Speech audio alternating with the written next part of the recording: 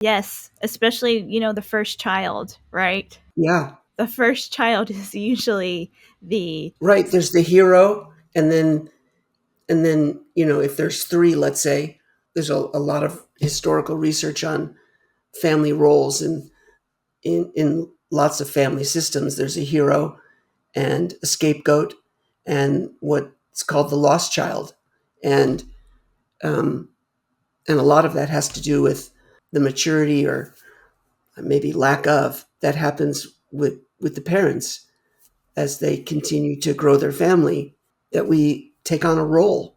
The youngest child tends to get away with a lot. The youngest child also tends to think that they are less important because there's less attention paid, good or bad. And part of that might just be because parents are exhausted by the time their last kid comes around. So not only is it highlighting that every child gets a different parent in a family, um, but where the older child might say, and all of us have heard this, like, how come you let so and so do this when I was their age? You wouldn't let me get away with that for a second. Um, and so there's the envy and jealousy and resentments that build amongst the siblings. And just in a family of 4 or 5 people, there's an enormous community of people all trying to find their way in the world, all having a different lived experience. Um, Sometimes I think it's a miracle we survive it. It's so complicated. It's so complicated, and that definitely plays out in the therapy office as well with families. And you can I can look at a family of 3 or 4 or 5, and I can see them acting out their role in the family in the first 10 minutes of meeting people by body language, verbal, nonverbal, um, distance between certain family members. It's incredible to observe what oftentimes I'll make a comment, and somebody in the family will say, "How did you know that? Like, we just got here. You don't know us." And I think there's some universal truths for all of us. Sometimes they're referred to as like archetypes, and um, movies. They all kind of follow and touch on certain archetypes.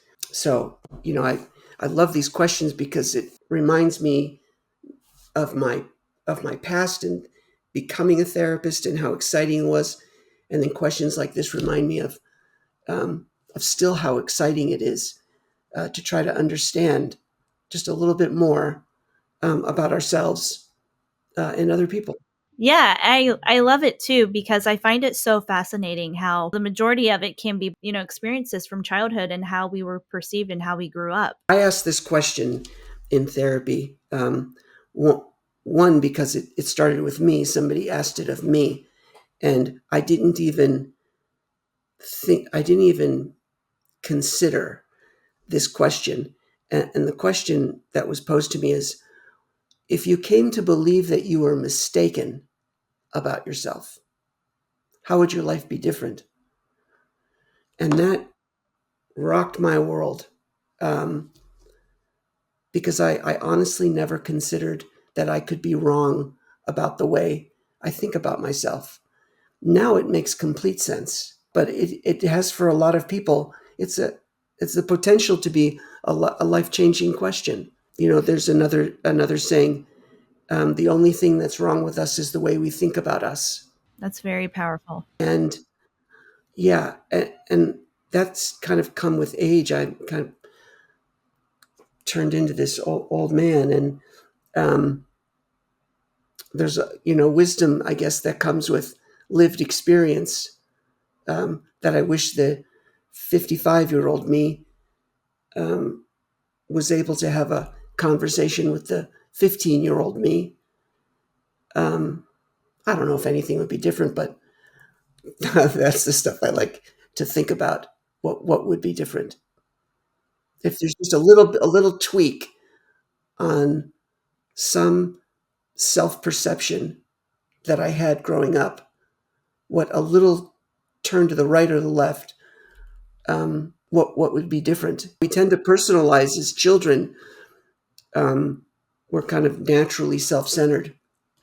Hopefully we grow out of that. Some people don't. We tend to focus on ourselves.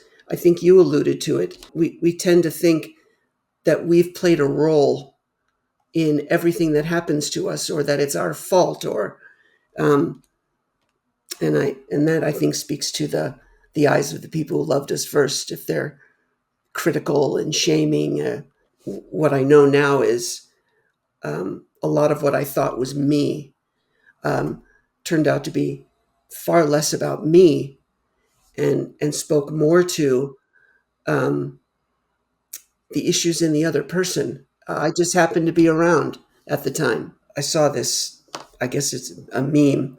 It was a picture of Sigmund Freud, and it says something like, before you start diagnosing yourself as depressed or anxious, first make sure that you're not surrounded by assholes.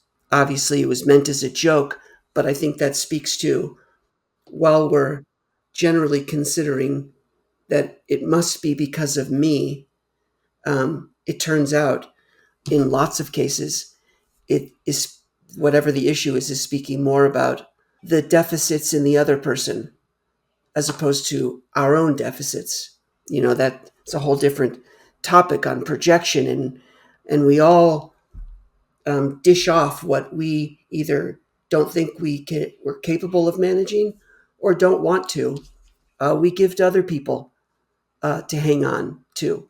It's kind of like the bully in school growing up, that self-centered stance of, why doesn't this person like me? What could, if I was different?